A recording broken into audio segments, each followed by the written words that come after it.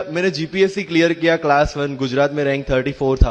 UPSC clear किया rank 570 IPS becoming the youngest IPS of Gujarat at such a early age and then people come to you and बोलते हैं आप बहुत नसीबदार है, यू आर वेरी लकी।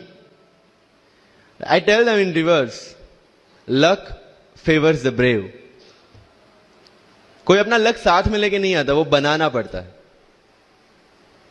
अगर आपके पास रिस्क लेने का एटीट्यूड है, मैं गुजराती हूं and we know the business, and business का एक ही फंडा है, higher the risk higher the profit. So अगर 8:30 को आपका एक्सीडेंट होता है और 9 o'clock आप मेंस की एग्जाम देने जा सकते हैं, इंटरव्यू से पहले 1 महीने तक आप हॉस्पिटलाइज्ड है और उससे 1 वीक पहले आप दिल्ली जाके उसकी प्रिपरेशन कर सकते हैं, तो luck has to come with you. उसको आना पड़ेगा और आपको आईपीएस बनाना पड़ेगा। लोग बोलते हैं कि एक्सीडेंट के बाद आप जाके आए एंड ऑल, तो द सिंपल था कि मैं एग्जाम के लिए निकला, मेंस मेरा था, सुबह GS3 का पेपर था। 8:30 को मेरा स्कूटी स्लिप हो गया, मेरा लिगामेंट इंजरी हो गया, लेफ्ट हैंड में इंजरी था, सीट से ब्लीडिंग हो रहा था। लेकिन मेरे पास 2 ऑप्शन थे। मैं खड़ा हुआ, मैंने देखा okay, my right hand is safe, and I decided I'll go to the exam hall and write the exam.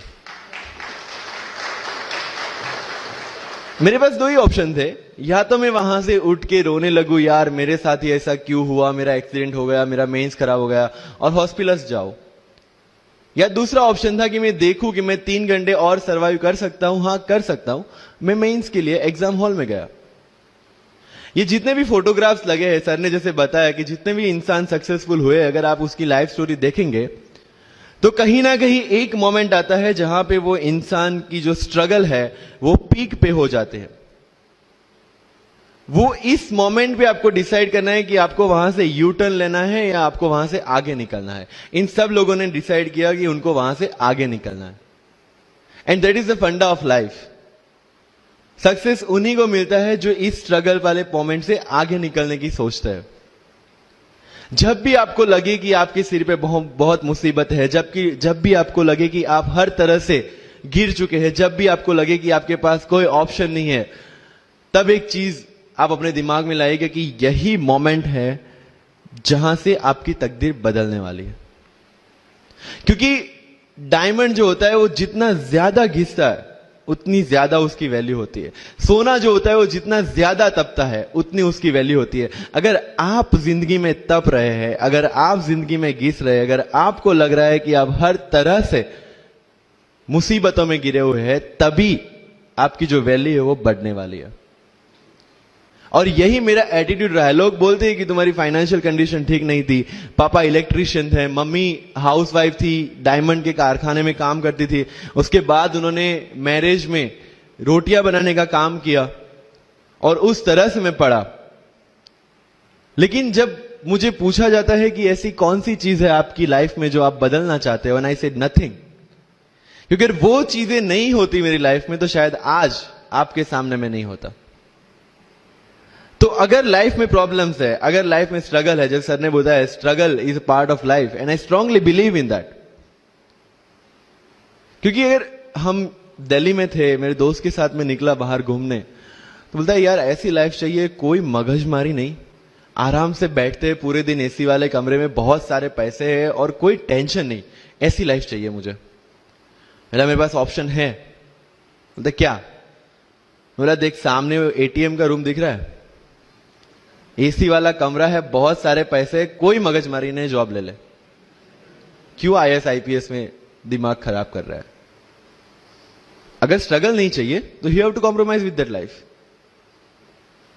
जब भारत वर्ष का सपना चंद्रगुप्त ने देखा, चाणक्य ने देखा, और उस भारत वर्ष को बनाने के लिए जब ये संघर्ष जारी था, और तब राजा धनानंद की डॉटर दूरदराज से चंद्रगुप्त को प्यार हो जाता है, और जब चाणक्य उनको बोलते कि नहीं तुम्हें उससे दूर रहना है, और तब चंद्रगुप्त बोलता है आचार्य कभी कभी सोचता हूं कि जिंदगी में या ये भारत के सम्राट बनने के लिए इतना त्याग, इतना बलिदान ना देना होता तो। और तब चाणक्य रिप्लाई करते हैं तो हर कोई भारत का सम्राट होता। This is the fundamental rule of life. अगर आईएएस बनने के लिए, आईपीएस बनने के लिए सैक्रिफाइस करना नहीं पड़ेगा, अगर उसके लिए आपको त्याग नहीं करना पड़ेगा, तो आज पूरे इंडिया में हर घर में आपको आईएएस आईपीएस मिल जाएंगे।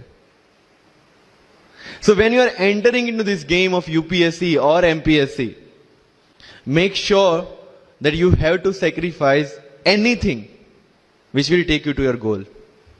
लेकिन प्रॉब्लम ये है कि हमें टेंशन होती है, यार दोस्त की एंगेजमेंट है, उसकी बर्थडे पार्टी है, उसकी शादी है, अटेंड नहीं करूंगा तो बोलेगा मैं तेरी शादी में नहीं आऊंगा, एंड ऑल। लेकिन बिलीव मी, जब आप आईएएस बन जाओगे, वो सामने से याद दिलाएगा, भाई इनविटेशन कार्ड नहीं भेजा तूने। समझ रहे हो? तो जो कुछ भी इसके लिए सेक्रीफाइस कर रहे हो, वो जब आप उस पोस्ट पे पहुंचोगे, सब कुछ वर्थ है, सब कुछ। मेरा इंटरव्यू था यूपीएससी का, मुझे एग्जैक्ट डेट याद है, 23 मार्च को मेरा इंटरव्यू था। 20 फरवरी को मुझे हॉस्पिटल में एडमिट किया गया क्योंकि मुझे इन्फेक्शन हो गया था बॉडी में, एंड बहुत हाई फीवर था, तो आईवी के अलावा कोई ऑप्शन नहीं था। 1 मार्च को ठीक होके मैंने सोचा चलो दिल्ली निकलते हैं। 2 मार्च को मैं दिल्ली पहुंचा। 3 मार्च को वापस से टॉन्सिलाइटिस का अटैक होने की वजह से फ्लाइट लेके वापस से पालनपुर, अहमदाबाद। Again hospitalization. 15 मार्च को I got relieved from the hospital. 16 मार्च को मैं दिल्ली पहुंचा और 23 मार्च को I gave my UPSC interview. तो 1 महीने का हॉस्पिटलाइजेशन। उसके बाद जब दिमाग में ये था कि मेरे साथ जो लोग इंटरव्यू दे रहे हैं वो 1 महीने से प्रिपरेशन कर रहे हैं, एंड 1 महीने से मैं हॉस्पिटल में था, again I thought this is the moment to prove yourself. I went to the interview और पूरे इंडिया में 2nd highest marks in interview for the entire life. कि जितने भी कंप्लेंट्स आपकी लाइफ में है, मैं यहां से आता हूं, मेरे पेरेंट्स ये करते हैं, मैं वो करता हूं, मेरा इंग्लिश अच्छा नहीं है, मेरा मैथ्स अच्छा नहीं है, ये सारे हमने अपने आप को दिए हुए एक्सक्यूजेस है। You have to find the solution by yourself. अगर इंग्लिश नहीं आता है, I can start with the 5th standard book, और 5th स्टैंडर्ड बुक से भी शुरुआत करने में अगर मुझे अपना ईगो बीच में आ रहा है, then I can not learn it at any stage of my life. Start with the 5th standard book, start listening English, start speaking English. अगर बोलने में शर्म आती है, अपने मोहल्ले के किसी 3-4 बच्चों को जो 1st 2nd स्टैंडर्ड में, उनको उठाओ और उनके साथ बातें करो। उनको वैसे भी समझ में नहीं आ, और अपने को वैसे भी पता है अपन क्या बोल रहे हैं।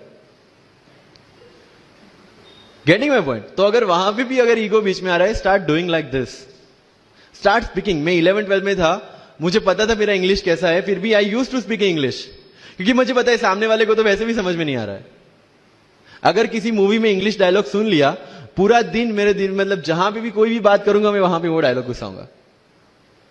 This attitude should be there.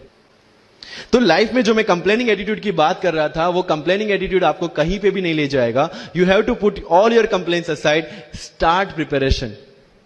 क्योंकि आज तक दुनिया यह मानती थी कि एक भी शब्द बिना बोले हम अपनी बात एक्सप्रेस नहीं कर सकते। तब हमारे साथ थे चार्ली चैपलिन, जिन्होंने एक भी शब्द बिना बोले सारी दुनिया को एंटरटेन किया। आज भी दुनिया जब यह मानती है कि सिर्फ औरतें अच्छा खाना बना सकती है, हमारे सामने संजीव कपूर, जिन्होंने पूरी दुनिया को भारत का स्वाद चखाया। आज भी अगर दुनिया यह मानती है कि अकेले इंसान से कुछ नहीं हो सकता, हमारे सामने महात्मा गांधी, जो अकेले चले थे और पूरा देश उनके पीछे चला था। आज भी दुनिया अगर यह मानती है कि धनवान बनने के लिए धनवान घर में पैदा होना जरूरी है, हमारे सामने धीरूभाई अंबानी, जिन्होंने पूरी दुनिया को एक सपना दिखाया, कर लो दुनिया मुट्ठी में, और आज रिलायंस इंडस्ट्री वर्ल्ड की और इंडिया की सबसे बड़ी इंडस्ट्री है। आज भी दुनिया अगर यह मानती है कि हम कम एज, ज्यादा एज में कुछ नहीं कर सकते, हमारे सामने अमिताभ बच्चन, जो आज भी एक साल में 3 ब्लॉकबस्टर मूवीज देते हैं। अगर आप ये मानते हैं कि सिविल सर्विस में आने के लिए आपका बैकग्राउंड होना जरूरी है, आपके सामने Shahrukh Khan without any background आज भी बॉलीवुड का बादशाह है। अगर आज तक दुनिया ये मानती थी कि हम सिर्फ धरती पे रहने के लिए बने हैं, हमारे सामने नील आर्मस्ट्रॉन्ग,